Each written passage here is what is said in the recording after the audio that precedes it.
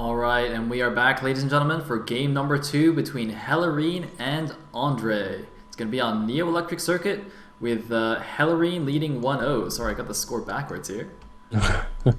Yeah, backwards is bad. We need forwards facing scores, otherwise we're just going to be undoing our own good work. So yeah, game 2, Hellerine versus Dre. I'm hoping that we can see Dre perform a little bit better because, you know, one-sided battles are never fun, and also I'm just kind of rooting for anyone who plays Terran to go a little bit further. So yeah, Terrans have just looked a little bit weak today somehow. It's been kind of a common theme that they've been getting a bit too far ahead of themselves and just overstretching their lines a bit, and with any luck, Dre will have learned his lesson from that game. Yep, and if he does actually win this match, he will be our first Terran player in the finals, so that would be quite exciting. It would be of exciting. Course, that would mean it's our first TVZ as well in the TLS Qualifier finals. So I hope that's the case. Although I wouldn't mind a PVZ either, to be honest. I'm completely fine with that. Yeah, I'd be fine with either. At this point, I'm just happy it's not going to be Zerg. So you know, it's all good as far as I'm concerned. But yeah, TVZ would always be nice to see. It's one of my definite favorite matchups. Yep. All right, so I think we can go into the game now. Game number 2, Hellerine versus Andrey. Let's do it.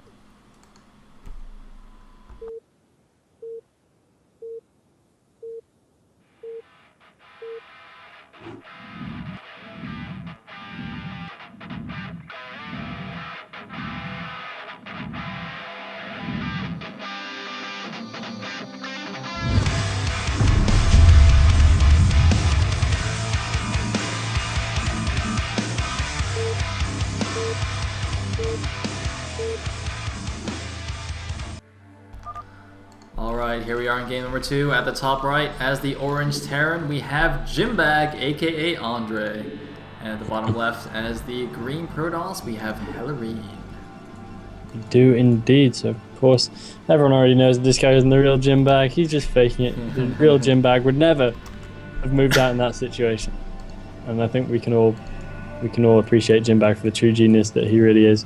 And yeah, Hellerine being quite a known player, coming out in game 1 to take the match. So I'm starting to expect a little bit more out of him, and hopefully he's going to show us something interesting in this game. Andrey, is he going to blame lag? Is he going to blame the map? or is he being modest? Is he going to blame Obama? He could do. I mean, yeah. But was that modesty right there from Dre? No, he said he played as well as he could and he still lost. So like clearly the matchup's imbalanced or something. I don't know. Whatever.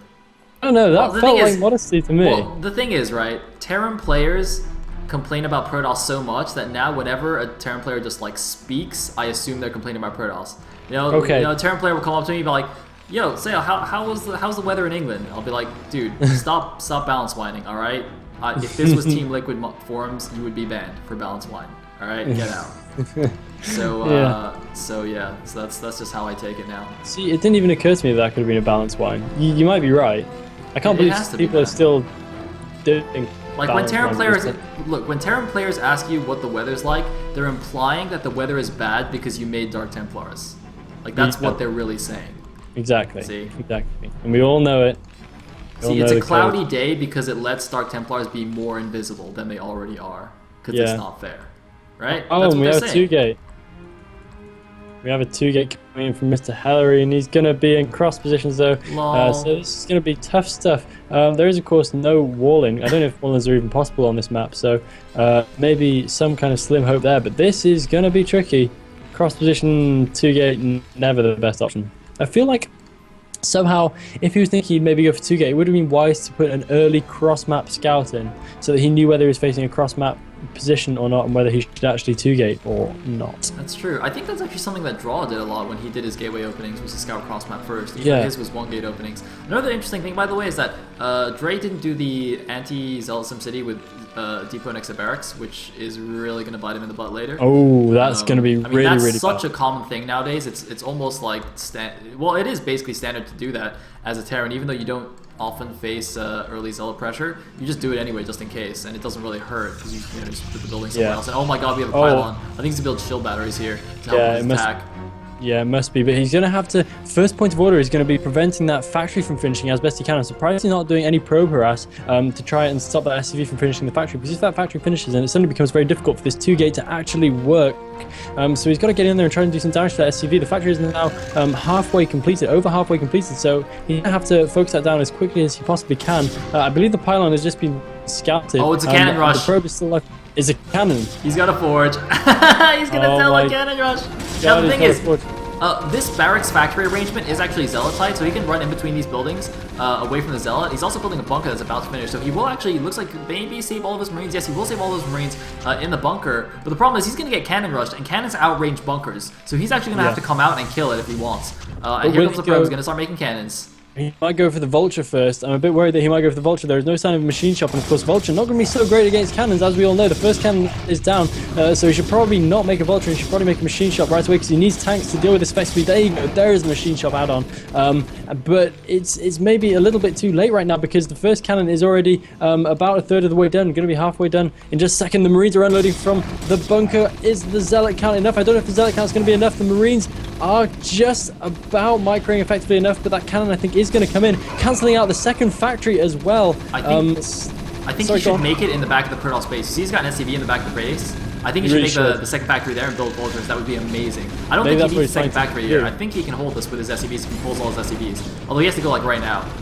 Go, SCVs, go! Go, there's only one Zealot. Go! Yes! Attack! Alright, some of them are stuck, but he's attacking, and he's getting a second bunker up, so I think this is going to be fine. And if he builds a second factory, if he had already started that second factory in the Protoss base, I think he'd basically have won the game.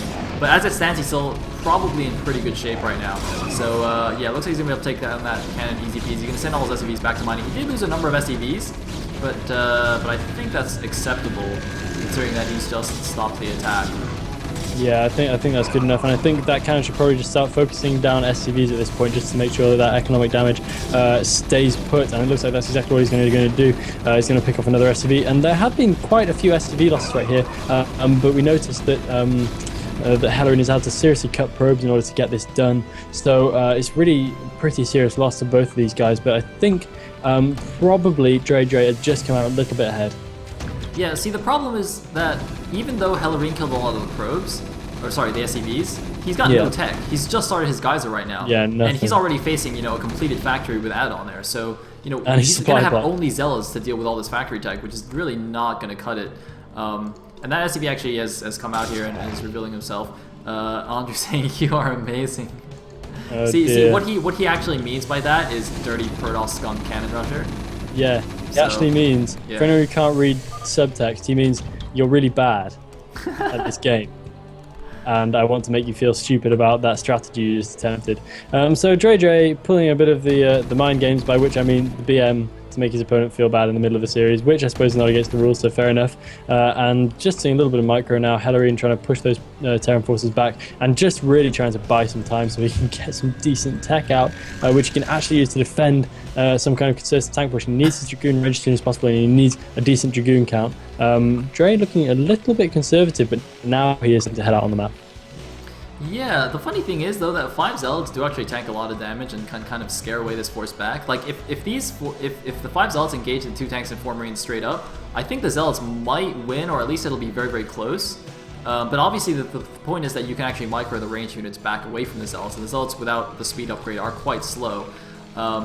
But at the very least, it'll buy Hellerine some time to get Dragoons out. You can see the first Dragoon is already out. He's just started his range upgrade, so his range is fairly slow. But, you know, the cross positions that hurt the 2-gate are now hurting the Terran's counterattack, because now he has to walk further across the map in order to kind of punish the Protoss for that early strategy. So Hellerine, you know, he just wants to buy time. He just wants to get those goons out. He wants the goon range to finish. And once that's actually finished, he actually won't be in terrible position because he killed so many SCVs.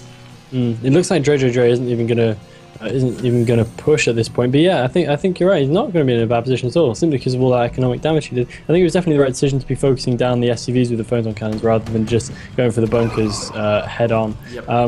But it looks like Hellerine's actually going to engage. I don't think this is the best idea. He needs to just try and be cost effective as he moves back across the map. He cannot afford to lose any Dragoons out of his force right now, otherwise it's going to be seriously bad. He's going to be against 4 siege tanks, which is quite a hefty amount of damage to be dealing, especially at this stage of the game. And you just got to keep pumping those dragoons. It may even be worth getting a robo before he goes for his natural expansion, just so he can have maybe a revo and maybe a shuttle out to help him deal with the aftermath of this push. If he builds a Nexus now, I think he'll have lost the game because he's going to be facing a 2-factored mines. Although, having said that, the Zealots are closing. Are these mines going to be good? Oh, the one mine is good, but the Zealots are closing with the siege tanks. It's actually probably going to go in the favor of the Protoss here. He waited too long and didn't have enough vultures supporting, and the Zealots is able to tank way too much damage. So suddenly, Andrey is in full retreat here, despite holding off the 2-gate cannon rush. Is losing everything. Great mine there, blowing up a tank as well. Yeah, and Dre is in a lot of trouble right now. It's just a good thing for him his opponent doesn't have observers, otherwise he would actually basically be dead. It's straight up right here. So he's running around with the vultures though. Oh my god, he is. And those are not speed vultures, but they are vultures nonetheless. He'll definitely be able to lay down some decent mines. Might be able to get a good surround. He's going to lose that siege tank though. That was his last siege tank. He has another one popping out right now, but he needs to make these vultures count. At least lay down some mines in the middle of the map. Hellerine taking the piss in return, and he's entirely the retreating dudes! No! And there's the run-in. Andrey not very happy about the state of affairs, but he is going to get 3 vultures into the main base. No dragoons to defend. 1 dragoon, 2 dragoons desperately trying to come back. How many probes will go down here? He's pulling the probes. Looks like 2 probes, 3 probes, 4 probes. Somehow the probe survived. No, that probe just killed the vulture.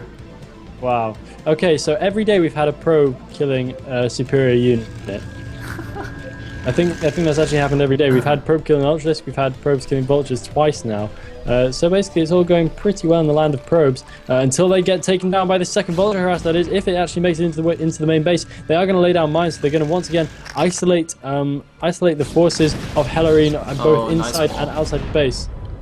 That is a nice goon wall there, stopping any more vulture harasses to main, although that does deny the natural expansion for a little while longer, and that's all that Andrey actually needs at this point in time, or can really hope for, because he's getting his own natural up.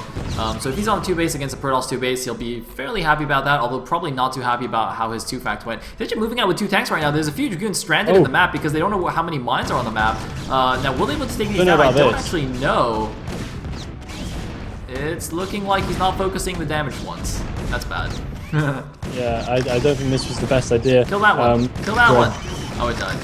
Yeah, it's alright. So he will manage to get 3 dragoons for his 1 tank, which I suppose is okay. And he's now going to be in an actually really, really good position outside his enemy's natural expansion. He's only going to have 1 siege tank though. No!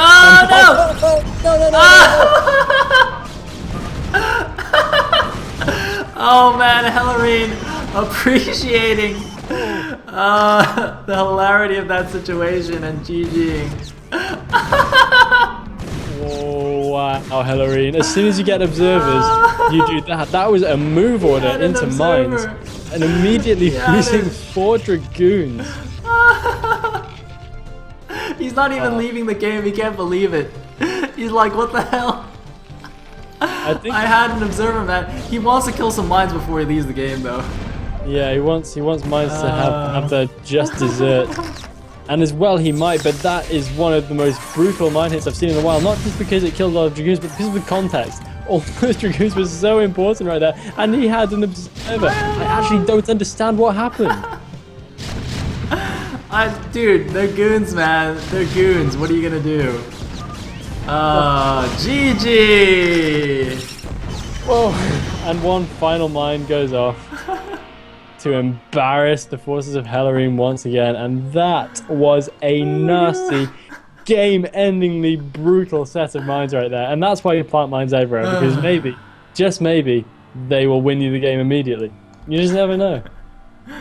That was too good. I can't believe it. I was like, because I think he still lost anyway, because there was like a big Terran army coming down to his natural and he was contained. So I think it was going badly, but going badly. Not that badly. Not huge mine hit badly. That was just horrible. I couldn't quite believe what I was seeing as I was watching that. It kind of went in slow motion in my mind. Dude, I saw it happening, right? And I was thinking, please let this actually happen. Like, there's no way this can happen, but please let it happen. And then it did. I was like, yes! I mean, okay, I'm a Protoss player. I root for Protoss players. I don't like it when that happens usually.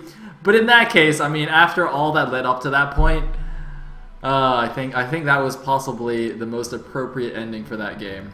Yeah, I think I enjoyed that. I gotta say, that's what, if I had all the options in front of me, that's the one I would have picked that I wanted to happen the most. That was good.